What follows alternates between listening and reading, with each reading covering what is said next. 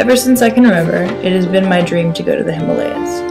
The stories I have read, the pictures I have seen, the magic and mystery and spirit of the mountains and its people has never failed to grab my attention and spin my imagination. For me, coming to Nepal has been more than the fulfillment of a long-time dream. It has been a personal journey beyond what I ever imagined as a child to find myself, my confidence, and a new perspective of spirituality.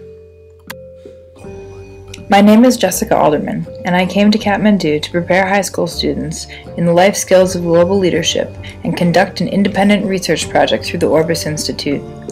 When my school national campus took a holiday break, I decided to embark on an adventure around the Annapurna circuit to find my own path.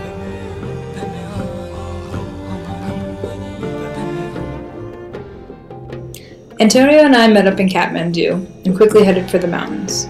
We boarded the 8-hour bus to Basi Sahar and started our journey from Kuti.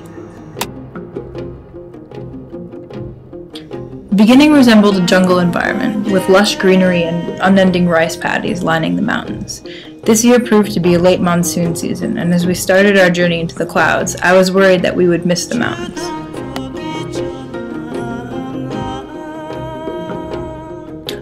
On our second night in Jammu, we met an American couple, Dean and Dina, who were taking the year to travel the world together. We ended up hiking with them through the first half of the trek, exchanging stories, advice, and encouragement along the way.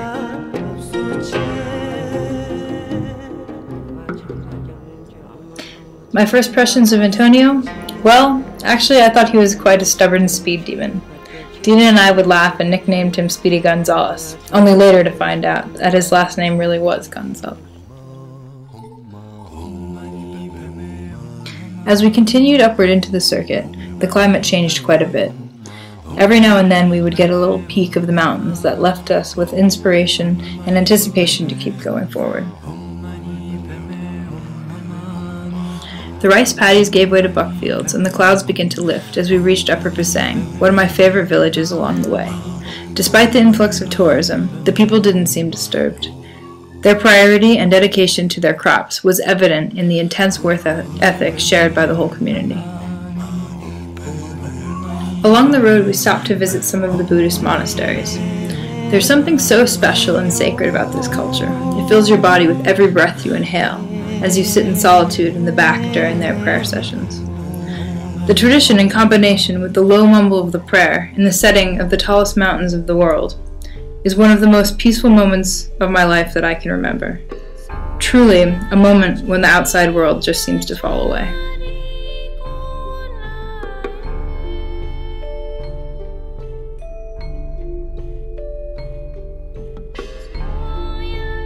When we reached Manang, the midpoint of our journey, we decided to take a rest day. Antonio and I spent the day at the nearby lake, conversing about philosophy, politics, and opening our own Nepali spa restaurant handicraft store in Spain.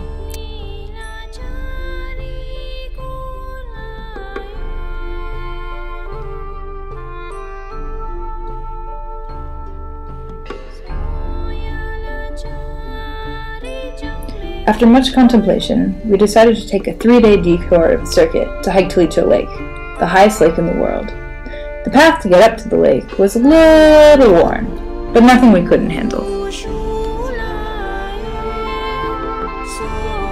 Walking up to the lake the next morning, the landscape was blanketed in fast-moving clouds. Suddenly, the glacier-encumbered Talito Peak emerged in all its majesty, glistening golden from the first breath of the sun. I want to remember this memory, on the hillside leading up to Talito Lake, surrounded by crisp morning peaks, the clouds, butter-melted mashed potatoes below. The silence in the air around the world stopping, in awe, to bow in respect to this landscape.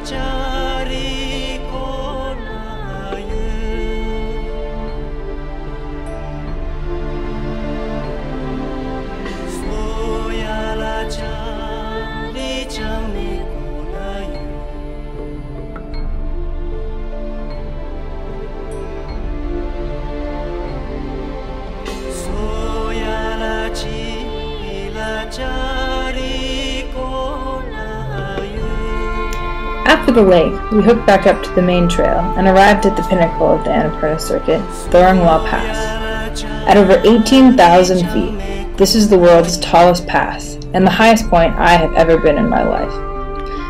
Many people were struggling with high altitude sickness along the way, but I didn't have any problems. I think living and playing in Colorado for the last 7 years has really prepared me for this climb.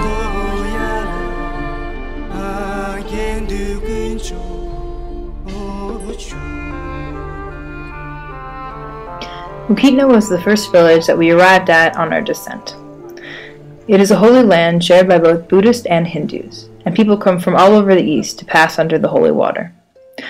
Antonio and I took a few rest days here while we explored the area and found a monastery in Jarkot, where he will return next spring to study Buddhist philosophy and Tibetan medicine.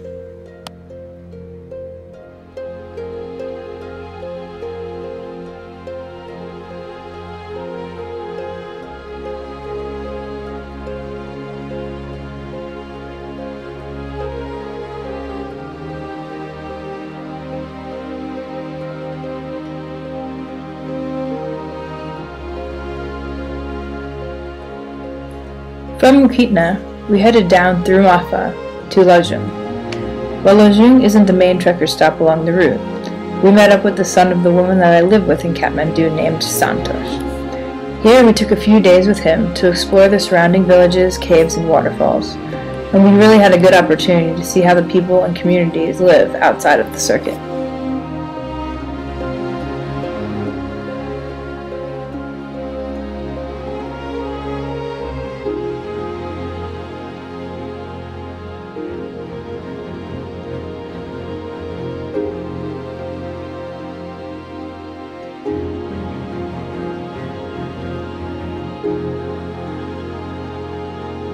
For the final part of our journey, we bid our farewells to Santosh and his family, and our up-close encounters with the big peaks, and headed down towards Pokhara. As we returned closer to the urban area, the amount of tourists with their porters and guides greatly increased along the trail.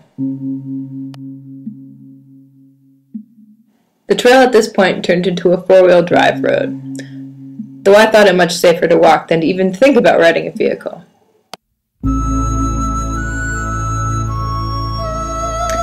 Finally, after passing Tatopani and Gorapani with its massive weekend tourists, we reached the end of our journey in Pokhara. We explored the city via boat and motorbike, visiting waterfalls and caves.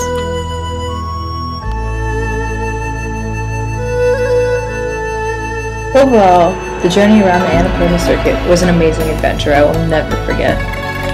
I came here to Nepal with the hopes of inspiring students to make a difference for their country and for the world, only to find that the Nepali culture has made such an astounding impression on me.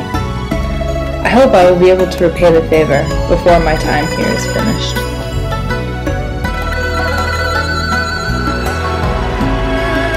The food was so good.